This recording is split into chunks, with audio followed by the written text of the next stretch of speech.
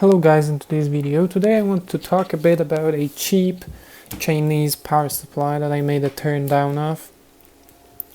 As you can see here, I reverse engineered the schematic, and today I want to show you how overrated they are because Chinese engineers basically make, for example, 1 amp design and then just they relabel it for 2 amps, and I will show you why I think like that. So the schematic looks somewhere around like that. Pretty simple schematic, as you can see. What do we have here is 230 volt input from the left, simple fuse there, it's I believe 1 amp fuse. Here we have a capacitor for interference filtering, common mode filter. As you can see, that's just a double coil with wounded up on a single core. Then we have a voltage divider that is used to start up the IC. Then we rectify the 230 volts there. Here we have a smoothing capacitor, and then the negative connector of the negative lead of the full bridge rectifier is connected to the source of the MOSFET. Then we have the drain. The drain is connected here to the winding, to the first winding, the primary winding of our transformer. Here we have 2 resistors to stabilize some voltage. Here we have a reverse diode to, and then because it's here mainly because when you disconnect the power from the coil, it still maintains some energy. So it makes high negative voltage peak. We call it back EMF. So this diode is basically here to remove this ripple. Here we have the gate. The gate is connected to the IC. IC generates, we will see this later on the oscilloscope, it generates a PWM signal that is connected to the gate of the transistor. Here we have the auxiliary winding. So it starts up, it uses, the chip uses power from this voltage divider here.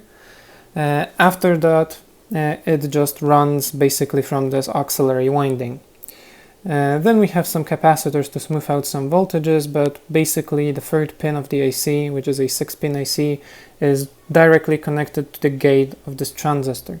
Then we have some safety circuit for sensing, I believe, if the power supply is broken. I don't know what's the purpose of this. It's a very rough schematic, but I think that the first pin is connected here. So basically I think it's like a detection if the isolation of the transformer is correct.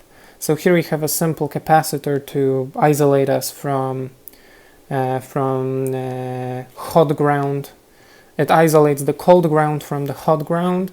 Here we have the basically the secondary winding, some rectifier there, 2 Schottky diodes. I believe they are this way because of the power, because the current is splitted here, so they can be lower power diodes and you can draw more current from them.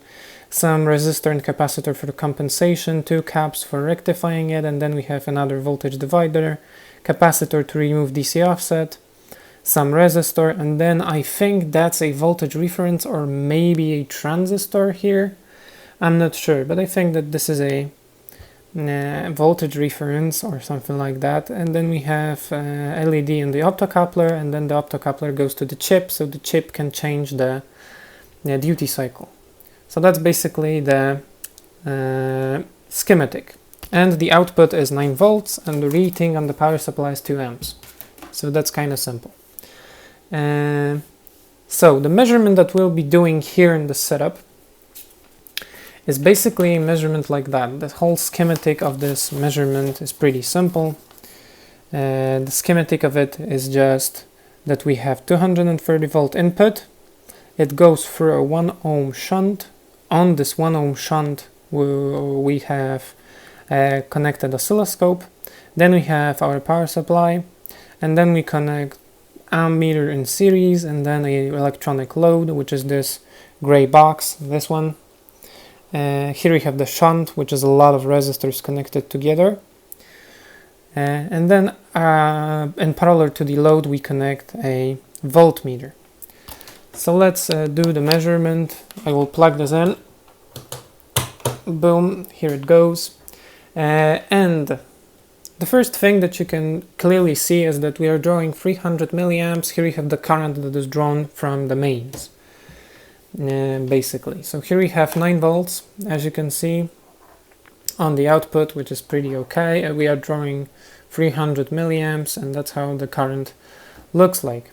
It looks this way because it's a switched mode power supply, I will explain it a bit more precisely after we will be probing exact pieces of the circuit, because I have some wires here. As you can see, the LED shines up and the whole circuit is working. This is the current that we are drawing. Pretty small because we are drawing only 300 milliamps. So let's increase the load.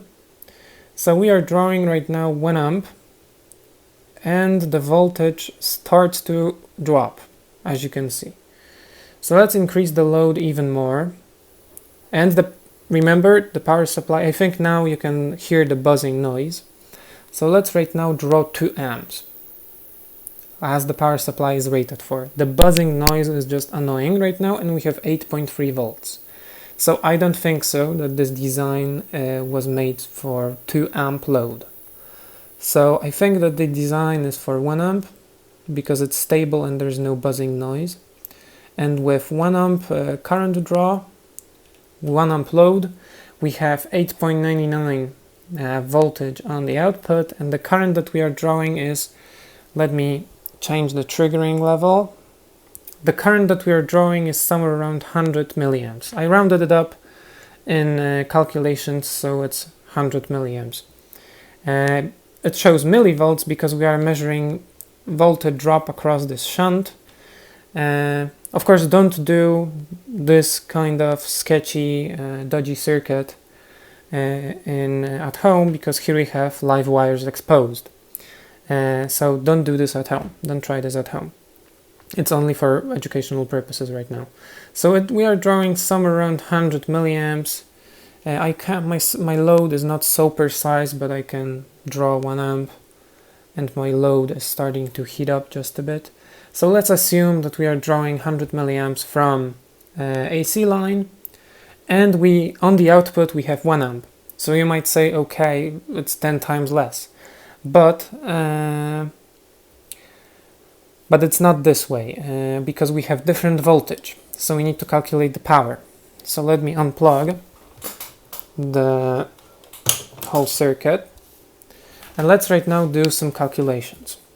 So we have our data. The voltage input is 230 volts, the voltage output is 9 volts, the current that is drawn from the AC line is 0.1 amp, which is 100 milliamps. The output current is 1 amp, so we calculate the power input, which is equal to 230 volts times 100 milliamps, which is 23 watts. The power output is the output voltage times the output current, which is, in this case, pretty simple, 9 watts. And then we grab the power output divided by the power input times 100%. And we get from this 39.13%, which we will round up, which is 30%. And the summary from it is that 40% is lost on conversion from AC to DC current that is drawn, is not sine. So what I have written here is that we basically lose 40% of the power, and the current that is drawn, as you are able to see on the oscilloscope from the AC line, is not true sine, as you can see. It is somewhere around 100 milliamps, but it's not AC line, true sine wave. So let's get back to the schematic. On the schematic I have drawn some graphs. So we will be probing this, which is basically the auxiliary winding. This is a primary winding. We will be probing the third pin of the AC. We will be probing the output transformer here and feedback circuit. So let's right now do it. Let me disconnect the thing. Right now, in order for me to have proper ground, I need to sadly I need to use a probe from a multimeter, which will connect to the ground of the scope with this safety banana jack connector, so hopefully I will not shock myself. And I will be grabbing ground from this point in the circuit. Am I talking right? Yeah. From this point in the circuit I will be grabbing ground because it is connected here, but I didn't written it because I'm not sure about this schematic in 100%. So it's a very rough schematic of what we have on the board. I will right now probe signals and see you in a second. Okay, so right now we have the first measurement, which is the PWM that is getting out of the chip. As you can see, just a simple PWM, just like that, simple PWM. This is the thing that switches on and off the transistor. Then we can switch to green wire, which in this case is the voltage of the primary winding of the transformer.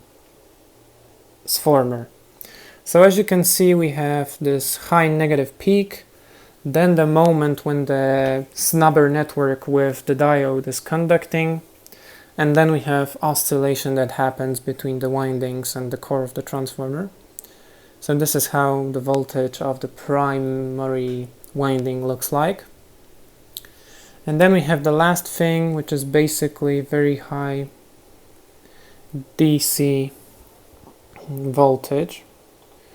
I can't register it right now, but we can lower down the whole screen there, so you will be able to see it. Okay, I can't do it. I need to switch to the higher probe. Okay, so this is what we are seeing on the orange wire, which is just the rectified mains. It's 30 volts, showing 30 volts, but if I will switch it to 10x, you will be able to see that it's 308 volts, somewhere around. So this is basically rectified AC voltage. We are drawing somewhere around like 0.5 amp right now from the power supply, and this is basically the rectified mains. So right now I can switch to the other side of the power supply, so we can disconnect my dodgy way of probing, and we can measure the output transformer, basically. So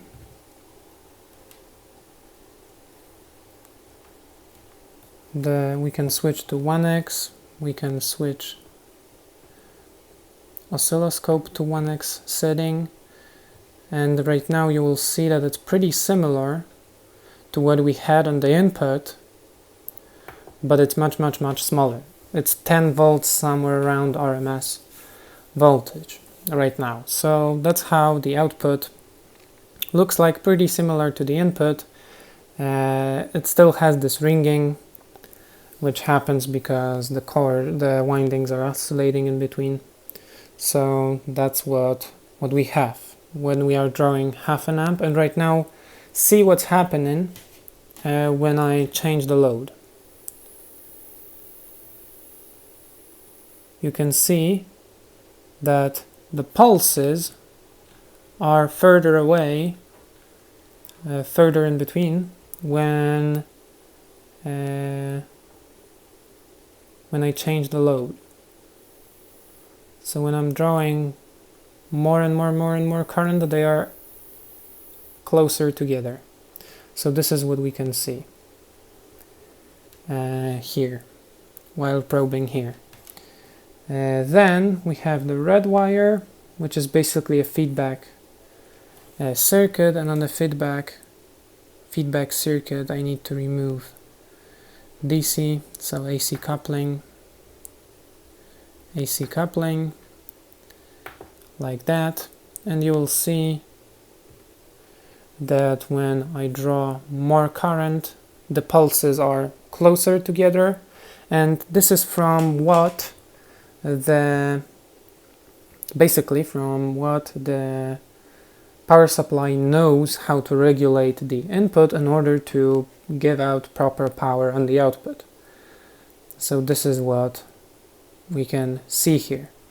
So basically the whole power supply works the way that we have a transistor switched on and off on the input very fast so it can be smaller.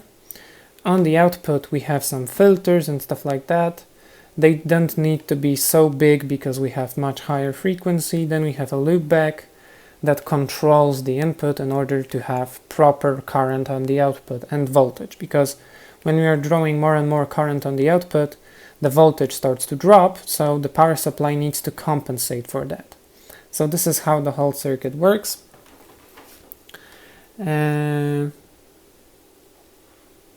the measurement that we did, the schematic, is all for the whole episode the same. We just have the power supply, we are just loading it, and we are measuring what type of current it draws. So to summarize, this power supply is pretty inefficient because it's 40% of power is lost in conversion. So this is how Chinese engineers are overrating their power supplies, because this power supply was rated for 2 amps and it is clearly not.